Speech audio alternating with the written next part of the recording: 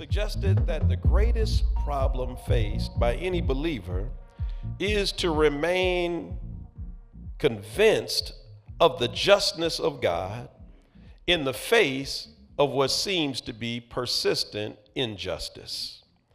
In other words, the struggle is not trusting in God's justness when things in life go as planned, but can you still trust that God is just when life comes off the tracks and things become unhinged? Trading in robes and hoods for three-piece suits and iPads and tablets.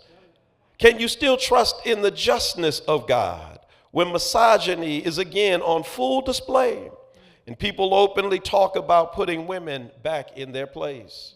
Can you trust in the justness or fairness of God when all around you hear the cry of send them back, they're not like us, they can't? Can you still believe in God when the Grinch steals your Christmas and takes possession of the throne once again? Y'all remember the Grinch? It's Men's Day. And so, the Grinch, some of us have met Grinch type people in our lives. An angry 53-year-old man lived alone on a place called Mount Crumpet in Grinch Tower or Grinch-a-Largo, wherever he chose to be, way up in Whoville, away from common people. He had no friends except those he'd pay to be around, cut off from family. The only companion he had was a dog named Max, who was more servant and slave than man's best friend. The Grinch hated Christmas the whole Christmas season. Now, please don't ask why. No one quite knows the reason. But what we know is this: he hated the shopping. He hated receiving Christmas cards and Christmas email and Christmas group text messaging. Well, maybe there's a little Grinch in me. Somebody say amen. He hated the noise of children with their new toys playing on Christmas morning. He hated the feasting and dining. He hated all of the who meals, like who collard greens and who turkey and dressing and who mac and cheese and who sweet potato pie. He hated the decorations, the wreaths, the tinsel, the stockings, the trees. He hated the Christmas wreath. He hated most especially, more than anything else in Christmas season, get ready for this male chorus, he hated the singing. I'm telling you, got to go back and read the story. I'm not making this up. He is very particular that of all of the things on Christmas Day that he despised most, it was the singing of folk like the St. Thomas Male Choir. Cindy Lou Who. Oh, but that old Grinch deceived her, told her he was there to just make Whoville great again, go on back to sleep. Can I tell you that the angel of darkness is always masquerading as light, dressed like Santa, the image of goodness, but with mischief on his mind? We are once again living in an era where darkness is masquerading as light. We will see new attacks on voting rights, Sister Wendella. I know you're in here. They'll be disguised as voter protection, but we know what it actually is: an attack on our hard-won voting rights. We'll see attacks on civil rights that we won, and they'll have the nerve to call it civil rights as they roll back the rights that we won in the 50s and 60s and 70s. Darkness posed and dressed up like light. So you need a fact checker for everything that you hear. Said to stop Christmas from coming. Y'all know what he did. He put on a fake Santa Claus suit. He turned his dog Max into a fake reindeer, put an antler on his head, loaded up the sleigh, and headed down for Whoville.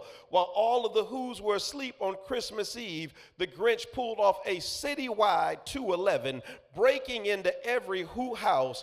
He took anything in the house worth taking: the stockings, the presents, the ribbons, the wrappings, the tags, the tinsel, the trimmings, the trappings, the pop guns, bicycles, roller skates, drums, checkerboards, tricycles, popcorn, and plums. He took Beats by Dre, drone technology, latest iPhone and Samsung devices, fur coats and jewelry and fancy clothes, cardigans and wool sweaters, gift cards, cash. He took everything that was worth taking. He even had the nerve to take the food out the refrigerator. What thief breaks in and takes your food out the refrigerator? He took the who feast, the who pudding, the who roast beef. He even took the last can of who hash, somebody.